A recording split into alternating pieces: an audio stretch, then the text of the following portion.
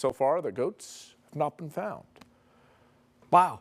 Yeah. They just needed a quick ride, They needed a ride. We're on our way. It's been a pretty nice week to just be wandering around. Oh, absolutely. Yeah. You know, the sun is shining. Temperatures are really quite comfortable, but now is maybe a good time to kind of settle in, stay in place because the wildfire smoke, it is increasing across our area. So something we are tracking here in the KOIN 6 Weather Department is a KOIN 6 weather alert goes back into place Thursday and Friday due to less than ideal air quality returning to the Willamette Valley.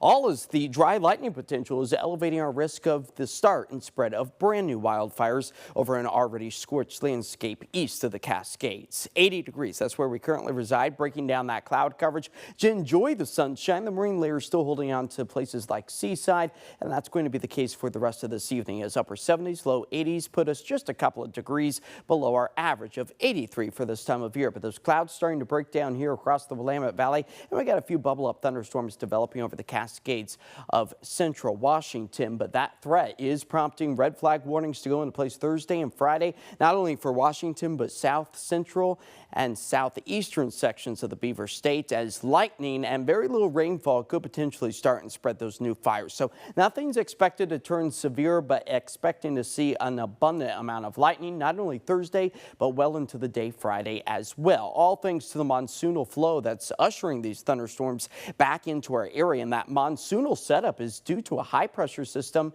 situated over the southern Mississippi River Valley and a low off to the west of us. And that helps to draw in a lot of that Gulf moisture and even a little bit of the Atlantic moisture into the Four Corners states. Now, by the time that moisture makes its way up into the Pacific Northwest, it doesn't have enough moisture to bring us rain, but it does have enough to produce abundant lightning. So the number of rain-free days here across the Rose City continue to add up, even with that monsoonal flow. 21 days now in the books, all as the air quality is expected to decrease, trading out the cloud coverage for the smoky skies by the mid-morning hours tomorrow. By the evening, expecting to see that soft red glow along the sky. Yet again, is the improvements, they're a little bit faster than what we experienced last week, seeing it start to clear late in the day on Fridays. Our air quality is at a good level right now, but sealing your windows and doors is going to be a must while limiting your time spent outside, especially if you fall under the sensitive group category. The elderly, the pregnant, and those with underlying health issues should stay indoors, as the Grasshopper Fire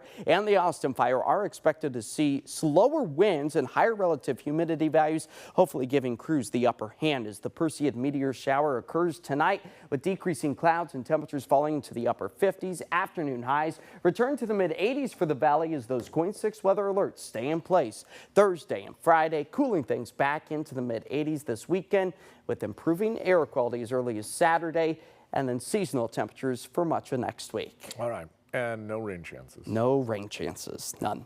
All right. Thanks, Josh. Yeah.